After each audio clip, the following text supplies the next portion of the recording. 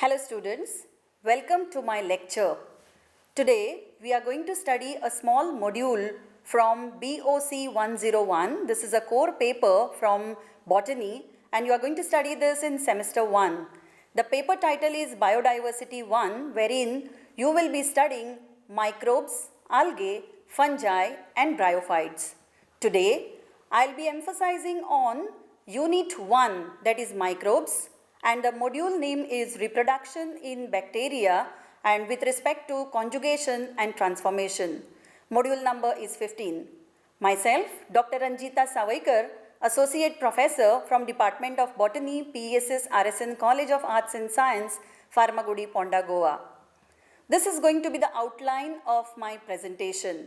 I am going to emphasize on definition of conjugation and transformation and mechanism of conjugation and transformation.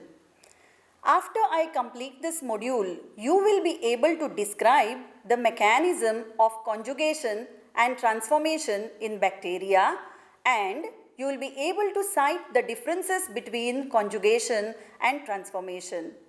Now let us see how bacteria reproduce. Bacteria are known to reproduce by three methods. One is vegetative method, the second one is asexual method, and the third one is sexual method. In the earlier modules, you must have studied about the vegetative and asexual method, and today I am going to emphasize on two asexual methods of reproductions, that is conjugation and transformation. Let us first see how conjugation takes place in bacteria. Conjugation was first discovered in Escherichia coli by Lederberg and Tatum in 1946. During conjugation, DNA is transferred from one bacterium to another. There are two cells involved in the process, the donor cell and the recipient cell.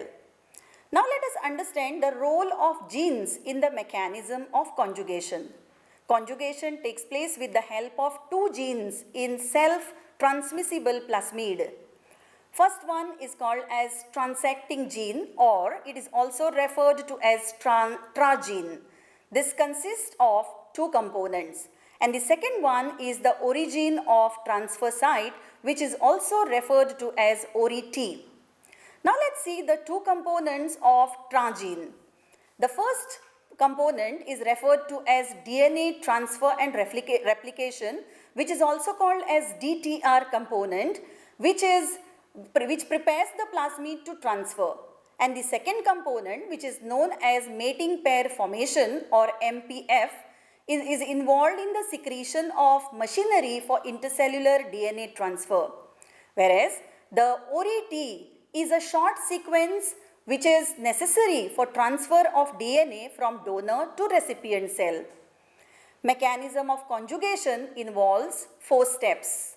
The first step is pilus formation, during which the donor cell, which is also known as F+ cell, produces pilus.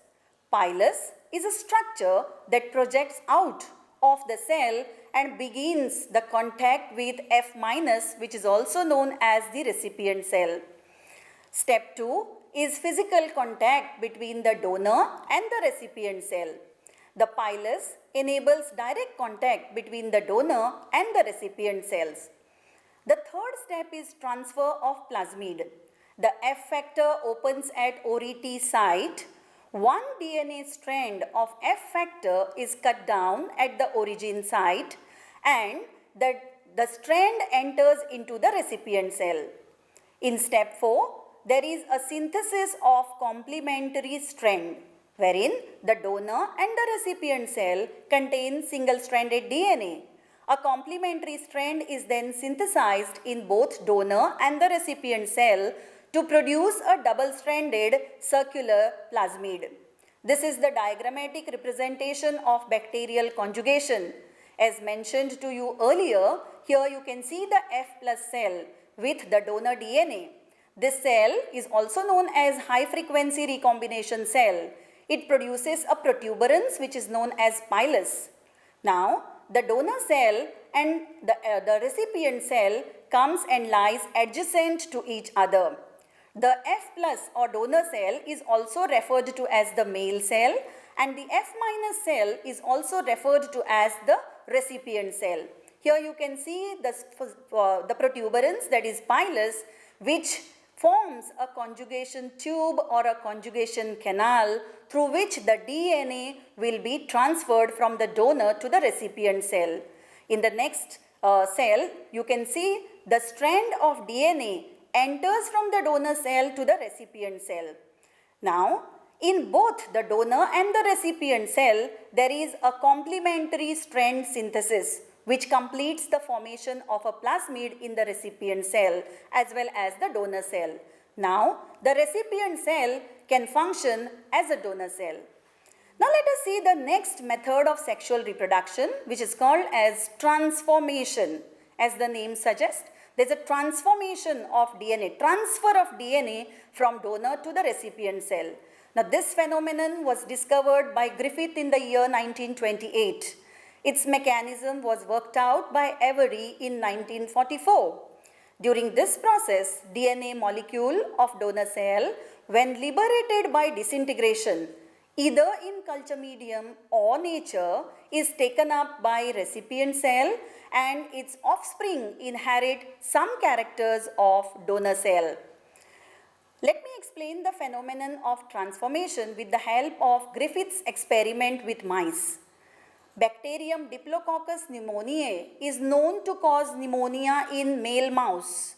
Now, this Diplococcus pneumoniae has got two strains. Strain 1 comprises of smooth colonies with capsule, and this is called as virulent strain, and this caused disease in male mouse, that is pneumonia.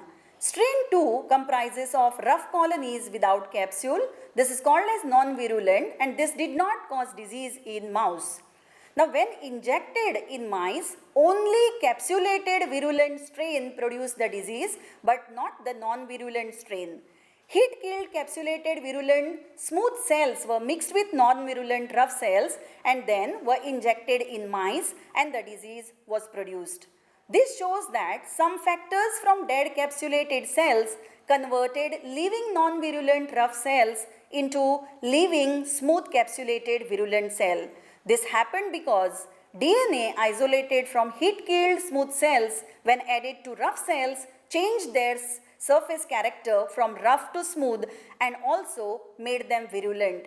This experiment proved that bacterial transformation involves transfer of a part of DNA from dead bacterium, which is a donor, to the living bacterium, that is recipient, that expresses the character of dead cell and also known as recombinant. This is the diagrammatic representation wherein you can see the two strains of Diplococcus pneumoniae, the smooth as well as the rough, and when the virulent strain was injected, the mouse died. The non-virulent strain did not kill the mouse. In the third instance, you can see the heat-killed virulent, wherein the mouse survived because of absence of bacteria. And in the fourth case, we can see that there is heat-killed virulent plus non-virulent strain which was injected in the mouse.